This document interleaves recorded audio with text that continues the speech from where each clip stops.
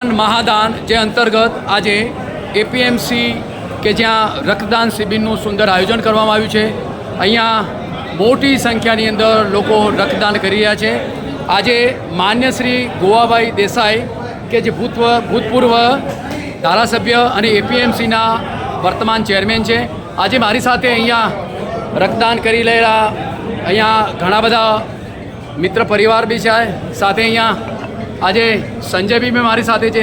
સંજયભાઈ, આજના તબક્કે આજે રક્તદાન શિબિરનું જે આયોજન કરવામાં આવ્યું છે એ અંતર્ગત આપ શું કહેવા માગો છો, લોકોને શું સંદેશો પાઠવવા માગો છો? આજે માનનીય ગોવાભાઈ સાહેબના જન્મદિવસ નિમિત્તે સૌ યુવાનો સાથે મળીને બહોળી સંખ્યામાં આજે બ્લડ કેમ્પ માટે એક નવી જાગૃતિ માટે લોકોમાં, સમાજમાં, અન્ય સમાજોમાં કઈ રીતે રક્તદાન માટે જાગૃતિ આવે ને આજના સમયને એ રીતે પહોંચી વળે એના માટે સૌ રક્તદાન કરી રહ્યા છે। સૌ રક્તદાતાઓનો ખૂબ આભાર માની। સંજયભાઈનું એવું કહેવું હતું કે લોકોમાં જનજાગૃતિ આવે એના અંતર્ગત આ રક્તદાન શિબિરનું સુંદર આયોજન કરવામાં આવ્યું છે।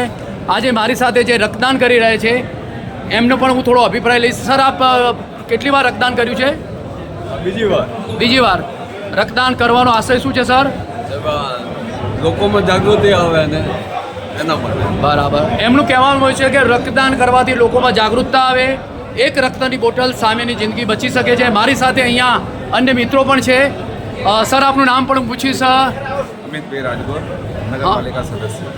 અમિતભાઈ રાજગોર, નગરપાલિકા સદસ્ય અહીંયા મારી સાથે। અમિતભાઈ, આપ શું કહેવા માગો છો? આજે ગોવાભાઈ દેસાઈ એ સર્વ સમાજના નેતા છે। એમણે એમના જીવનકાળ દરમિયાન સર્વ લોકોની સેવા કરી છે, કામ કર્યા છે। આજે પણ એ રક્તદાન કેમ્પ કરી અને જરૂરિયાતમંદ લોકોની મદદ કરવા જઈ રહ્યા છે અને લોકો મોટી સંખ્યામાં રક્તદાન કરી રહ્યા છે। આજે બધા સર્વ લોકોનો રક્તદાતાઓનો પણ ખૂબ ખૂબ આભાર। અમિતભાઈએ લોકોને શુભેચ્છાઓ પાઠવી કે આજે જે રક્તદાન કરી રહ્યા છે એમને હું હૃદયપૂર્વકની શુભેચ્છાઓ પાઠવું છું। મારી સાથે અન્ય મિત્રો પણ એ છે। શું કહેવા માગો છો સર આપ? ગોવાભાઈના જન્મદિવસ નિમિત્તે જે બધી સમાજોના ભેગા મળીને જે રક્તદાન કરી રહ્યા છે, તો આના ઉપરથી નક્કી થાય છે કે સાહેબનું આયુષ્ય ખૂબ વધે, ખૂબ પ્રગતિ થાય અને દરેક સમાજનો વિકાસ થાય। રક્તદાન, રક્તદાન, રક્તદાન, રક્તદાન,